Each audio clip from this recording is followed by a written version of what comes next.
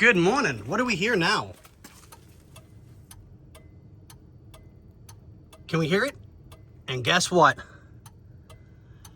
It's working.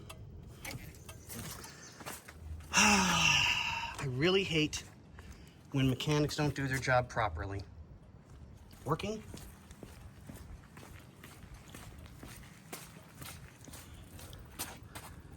Working. Let's go to the other side.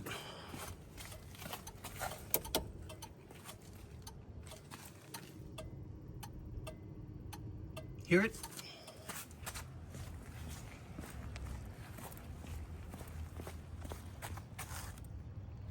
Working?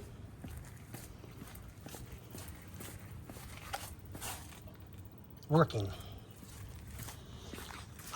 This will probably be a bunch of short videos so that we can do as much as possible today, because I want to get as much of the nickel and dime, getting everything just pieced back together routine done. What a nightmare. I really hate it when people that don't know what they're doing touch a car. Because just to show you guys, so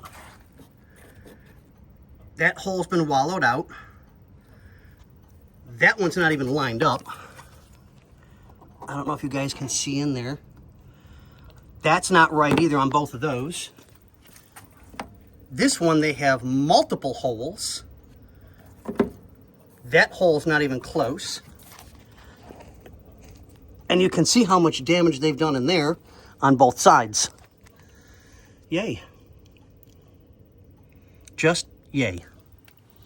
So while I was at it, because I got to pull the bulb, so I'm coming in and I'm double checking, because you see you can't get your hands all the way in there at times. So not a big deal. And we know we got to pull the nose up. So while I was there, I went, oh, let's take a quick peek.